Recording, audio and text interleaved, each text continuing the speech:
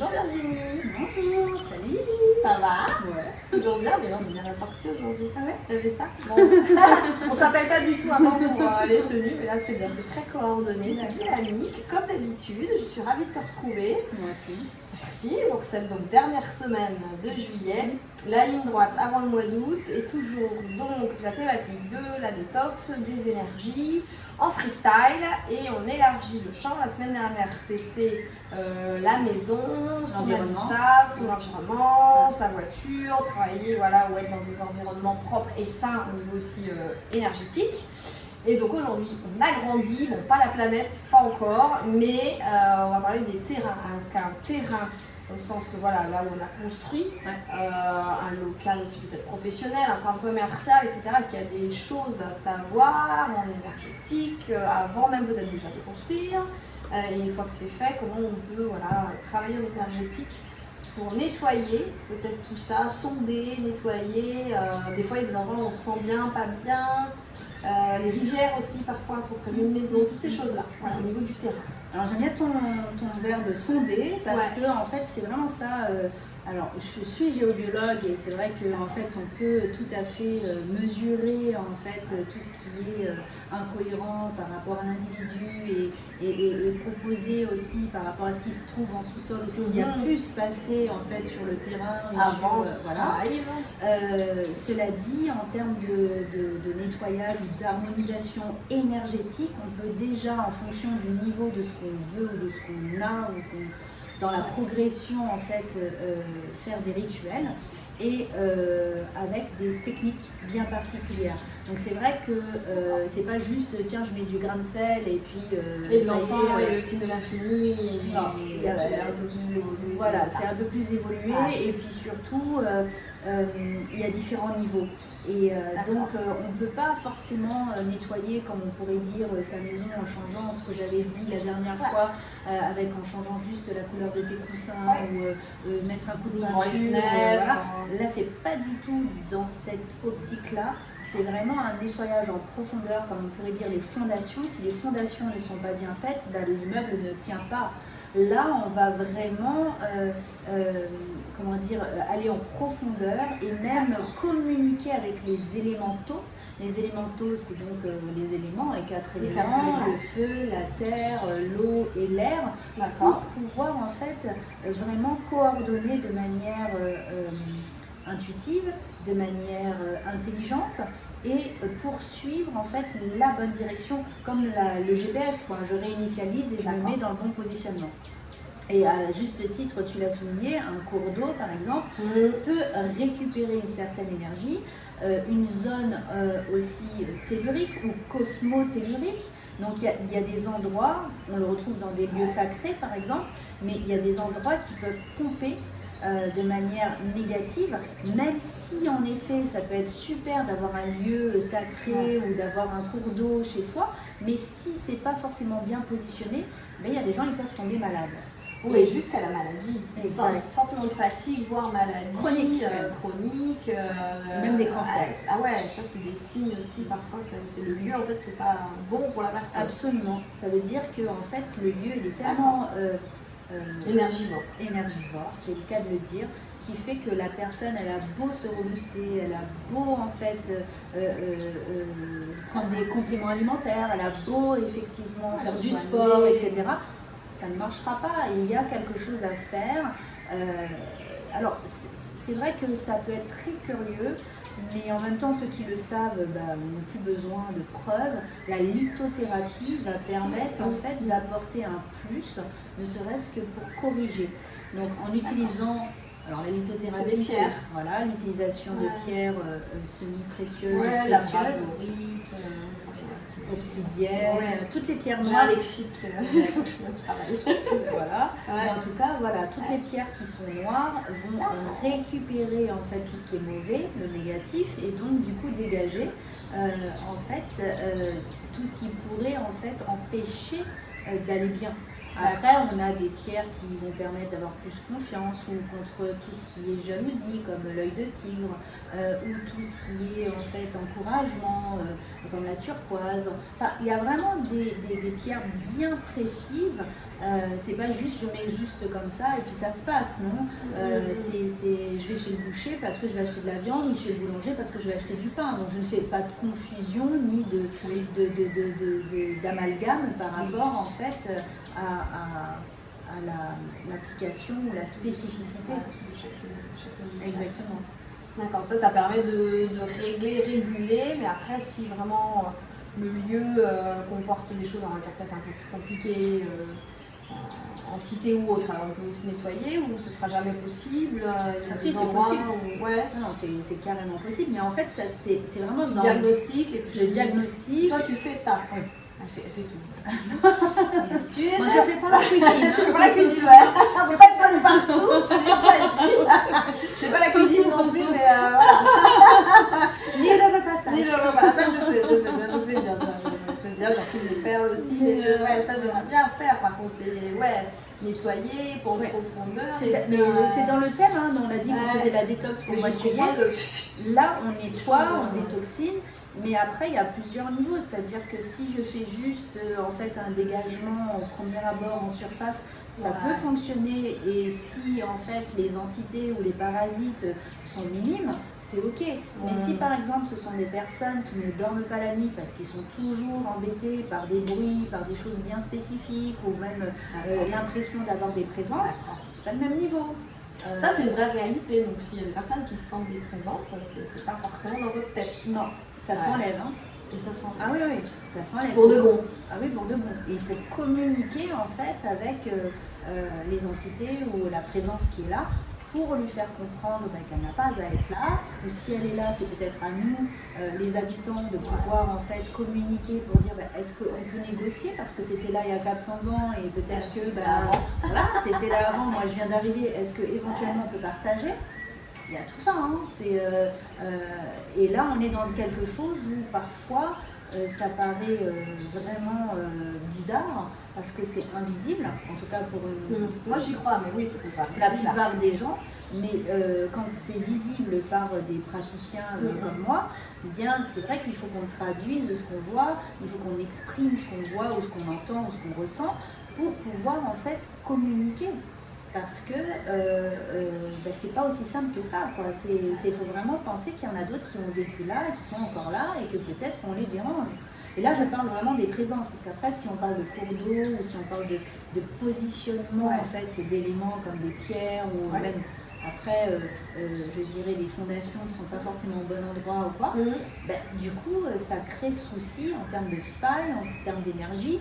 Alors, si je vais aller plus loin... Ça, c'est la géobiologie, ça. C'est ça. Si je vais aller plus loin en géobiologie, je peux avoir les lignes de Piré, je peux avoir les lignes Hartmann, les lignes Curie. Et après, il ne faut pas en fait...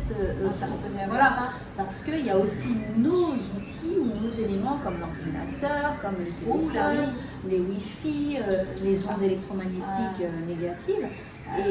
Et en fait, tout est possible et inimaginable. On peut tout enlever. Mais là aussi, c'est un challenge. Et ça me fait rebondir sur les locaux professionnels. J'avais une certaine sensibilité dans certains endroits, alors notamment forcément très chargé aussi en énergie avec les ordinateurs, les câblages au-dessus de nos têtes pour l'informatique ou des lumières artificielles, etc. Mais des bâtiments même entiers qui pour moi étaient dérangeants. J'imagine aussi qu'on peut peut-être trouver des solutions à titre professionnel, je ne sais pas, un commerce qui ne fonctionne pas ou un endroit où tu n'es pas bien, mais mine de rien, c'est là que tu exerces, on peut essayer de faire... Il y a beaucoup de techniques on n'est pas obligé de partir. On n'est pas obligé de partir, mais j'ai envie de te dire que ce sera aussi la sensibilité de chacun. Parce qu'il y a des personnes où tu leur enlèves le plâtre et toute leur vie, elles vont te dire « Ah oui, moi, en fait, j'ai quand même une douleur, j'ai un reste, ou éventuellement j'ai de l'arthrose parce que j'ai mal été soignée, ou parce que... » Il y a toujours une excuse. D'accord. Mais c'est comme ça, et c'est OK. Et puis, tu as des gens qui vont te dire « Moi, on m'a dit que je ne pourrais plus marcher, et pour autant, voilà, j'ai eu la niaque et je marche. » J'ai envie de dire heureusement, mais je reviens encore au type humain, en design humain. Parce qu'il y a 15% de la population de projecteurs, et j'en fais partie, de la population mondiale. Ouais. Donc en fait, voilà, tu fais partie de juste une petite catégorie. Et puis tu as l'élite, 8% de la population mondiale manifesteurs et encore plus réflecteurs. Donc ça veut dire qu'en fait, les élites, c'est comme un enfant, hein. Je dirais, s'il est super doué, ton enfant, en mathématiques, est-ce que tu vas lui dire, bon ben reste comme ça, puis on verra bien, ou est-ce que tu vas lui payer un prof particulier? Ouais, tu vas adapter. Tu vas adapter, peut-être lui payer un prof particulier parce qu'il fait partie de l'élite. Mais lui, il a l'impression qu'en fait, il est différent, donc il est peut-être pas normal, ou peut-être que ça va pas, et pourquoi lui il comprend comme ça, pourquoi lui il voit comme ça, pourquoi il voit les chiffres en 5D alors que toi tu les vois en 1D, quoi. Ouais, chacun a ses particularités. Et là, c'est pareil en énergétique, c'est-à-dire que en fait, si tu ne comprends pas qu'il y a plusieurs dimensions, parce que tu es juste dans la 3D par rapport à ton physique ou parce que tu es en 3D au cinéma, tu n'envisages pas les choses autrement. Ouais, les dimensions, c'est des prismes différents. Alors, ce sont les prismes différents par rapport à ton individu, les projections, mais il existe aussi les dimensions, en fait, en termes de plan, je dirais, différentes dimensions, si je peux dire planétaires ou une dimension intergalactique.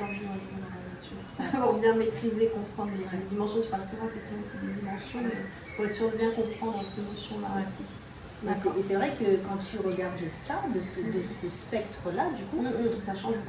Tu comprends qu'on est dans un multivers.